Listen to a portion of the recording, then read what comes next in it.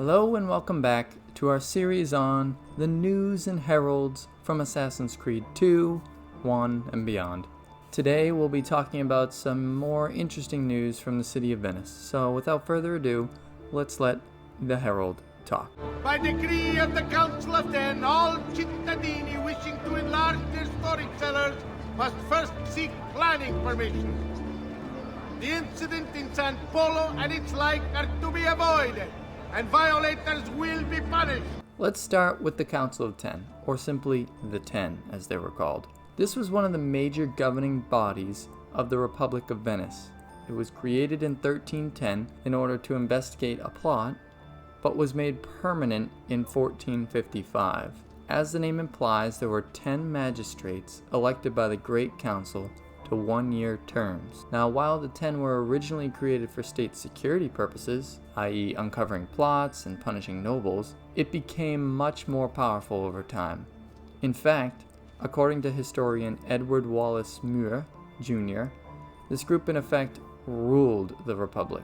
It was tasked with finding ways to pay for the state's military expenses, rooting out corruption, and it even held police powers. But would they be the people that a Venetian citizen would have to approach for a minor storage cellar enlargement?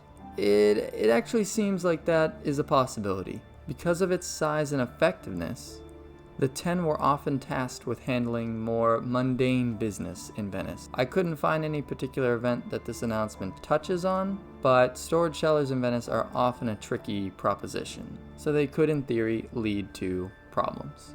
Attenzione! Notice of execution. The merchant Medardo of San Polo has been found guilty of treason against the Serene Republic and will be executed publicly in the Piazza San Marco at first light 2 days hence. Firstly, I researched those people who were executed by the Republic of Venice, but was unable to find this specific individual. Now, they very well might have existed, as there were likely dozens of executions over the years, so that's probably just an oddity.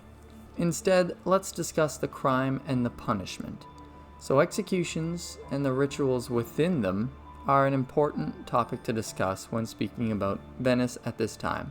Jumping back to the 14th century, we find Doge Marino Faliero and a conspiracy to overthrow the nobility within Venice. In Law and Punishment in Early Renaissance Venice by Guido Ruggiero, the writer posits that in moments of doubt, such as conspiracies against the government, executions were handled in private rather than with public displays.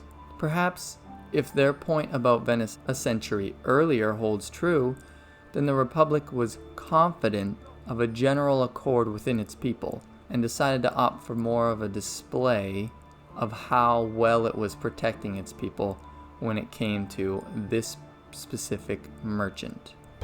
Good citizens, in its wisdom, the Minor Council has approved the reopening of trade links with the coastal cities of the Barbary Coast. A new agreement has been signed with the Bay to ensure your safety. We are talking a lot about the government of Venice at this point. The Minor Council, or Ducal Council, was one of the main constitutional bodies for the Republic. It served as both advisors and partners to the Doge, and it dates back to the latter half of the 12th century, with its main purpose being to share and limit the Doge's power. Now, the Doge required at least 4 counselors from the Minor Council in order for his decision to have any force, and he required the Minor Council in order to open dispatches. Fortunately, for those on the council, this didn't work the other way.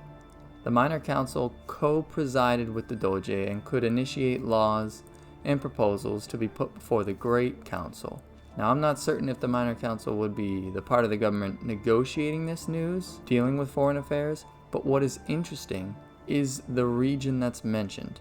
The Barbary Coast is a term more often used for the northwestern coast of Africa that sits on the Mediterranean during a time from the 16th century onward, especially when we talk about United States history and the early conflicts with these cities. The quote, signed with the Bay to ensure your safety. Originally I thought that meant bay as in a slightly enclosed area of water, but it's actually a Turkic title for a chieftain or an honorific applied to people with special lineages to leaders. So, well done there, Ubisoft. Stati attenti!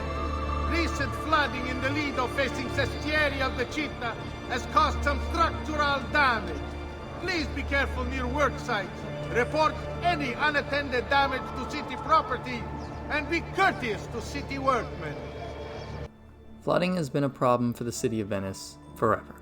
In particular, the lowest part of Venice, St. Mark's Basilica, it's only about 25 inches above sea level, which you can see in the game. That's just 64 centimeters, and it's obviously one of the most flood-prone parts of the city. This is what is meant by the lido-facing sestieri. This area of the city faces the Lido, which is a barrier island in the Venetian lagoon that we unfortunately can't visit in Assassin's Creed 2. Note that until word returns to us from the Holy Father, the disputed lands to the south are to be excluded from all mercantile enterprise. However, merchants acting privately may do so with no fear of reprisal. According to the Herald, the Pope has yet to send word back about the lands to the south of Venice, likely the Duchy of Ferrara. At this time in history, it wasn't uncommon for the Pope to be asked to arbitrate disputes between city-states such as this. Ruling over the Papal States, the Pope had quite a lot of power behind his word and was often asked for guidance in non-spiritual things.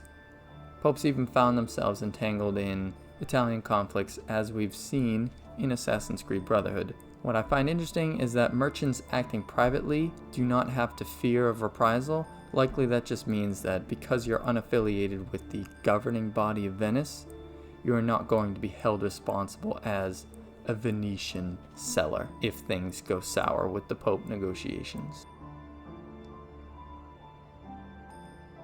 And that will finish our news of the day in Venice video. Thank you so much for watching.